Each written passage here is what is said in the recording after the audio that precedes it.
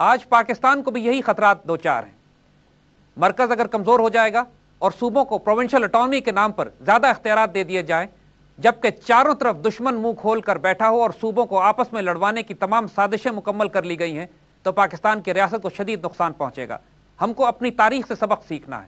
Spain کے مسلمانوں نے سبق نہیں سیکھا اور شدید نقصان اٹھایا۔ ہمارے پاس وہ تاریخ موجود ہے۔ پاکستان کو ہر حال میں اپنے مرکز کو مضبوط کرنا ہے اور صوبوں کے درمیان اختلاف ڈالنے والی تمام سازشوں کو ناکام بنانا ہے۔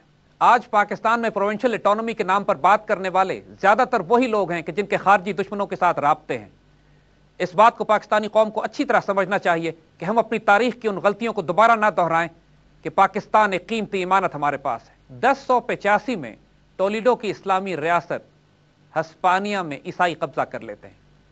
بقیہ تمام طائفے کے سربراہان اس قدر ناپاک اور پلیت لوگ ہوتے ہیں کہ اس کے باوجود اپنے داخلی اختلافات کو ختم نہیں کرتے، لیکن پھر بھی ان میں ایک سمجھدار یہ مشورہ ان کو دیتا ہے کہ اگر ہم نے اب سروائیو کرنا ہے تو ہمیں باہر سے یوسف بن تاشفین کی مدد کی ضرورت ہوگی۔ وہ تمام مل کر بیٹھتے ہیں اور ایک مکتوب لکھا جاتا ہے مراکش کے سربراہ یوسف بن تاشفین کے نام۔ یوسف ایک بنیادی طور پر مذہبی، نیک اور دیندار گھرانے سے تعلق رکھتے تھے۔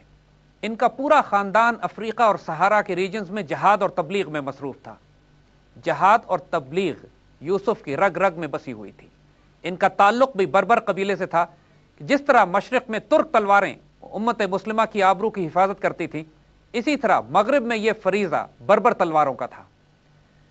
یوسف بن تاشفین کے پاس جب خط پہنچتا ہے اندلس کے طائفے کا، تو آپ پہلے اچھی طرح اطمینان کر لیتے ہیں کہ کیا وہ اس جنگ میں آپ کا ساتھ دیں گے، اور اس کے لیے کئی قلعے طلب کرتے ہیں کہ جہاں پہ یہ اپنی فوجوں کو متعین کر سکیں۔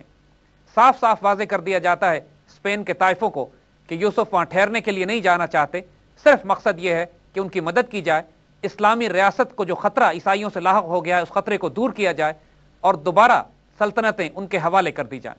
اسپین اور امت مسلمہ کے علماء نے بھی یوسف بن تاشفین سے آ کے درخواست کی کہ اگر اس وقت آپ نے ڈیسائسو انگیجمنٹ اسپین میں نہیں کی تو مسلمانوں کا نام و نشان مٹا دیا جائے گا۔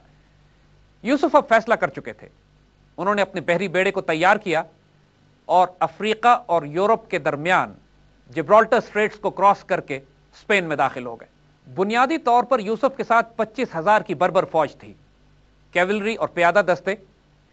خیال یہ تھا کہ مقامی عرب شہزادے جو طائفے کے ممبرز تھے وہ بھی اپنی اپنی فوجیں ان کے ساتھ کریں گے۔ انہوں نے بھی اپنے جو کچھ ہو سکا فوجیں دی، لیکن ان کی تعداد کچھ اتنی زیادہ نہیں تھی۔ ان کے مقابلے میں الفانسو تقریباً 80,000 کے عیسائی لشکر کے ساتھ مقابلے پر آیا اور زلاقہ کے میدان میں دونوں فوجیں آمنے سامنے ہوئیں۔ اس سے پہلے ہم ایک واقعہ سنانا چاہیں گے۔ یوسف نے جب بحری جہاز میں سفر کرنے کا ارادہ کیا اسپین کی طرف، تو سمندر میں بہت زیادہ طوفان تھا۔ یوسف نے اللہ سے دعا کی کہ یا اللہ، اگر یہ مہم آپ کی مرضی اور آپ کی تائید سے ہو رہی ہے تو مجھے حفاظت کے ساتھ پرلے کنارے پہ پہنچا دینا۔ اگر اس مہم میں آپ کی مرضی شامل نہیں ہے تو میرے لیے اتنی مشکلات کرنا کہ میں یہ سفر کر ہی نہ سکوں۔ اس دعا کے بعد سمندر معجزانہ طور پر پرسکون ہو گیا اور مسلمان بآسانی اپنی فوجوں کو اسپین کے ساحل پر اتار سکے۔ اس دعا کی وجہ سے اور اس کے بعد ہونے والے معجزے کی برکت سے یوسف اور تمام بربر فوج کو یقین ہو چلا تھا کہ اللہ تعالیٰ کی تائید روحانی اس مہم میں شامل ہے۔ ان کے حوصلے آسمان سے باتیں کر رہے تھے۔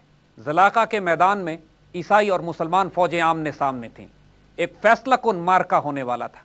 اس جنگ سے پہلے یوسف نے الفانسو کے نام خط لکھا اور اس میں کہا کہ تم ہم سے ملنا چاہتے تھے، ہم تمہاری اس خواہش کی تکمیل میں خود چل کر تمہارے پاس آ گئے، اب اپنی اس خواہش کا نتیجہ دیکھنا۔ الفانسو نے جواب میں بہت تکبر آمیز جواب لکھا، لیکن جس کو سلطان نے صرف یہ جملہ لکھ کے مسترد کر دیا کہ اب جو ہوگا وہ تم دیکھو گے۔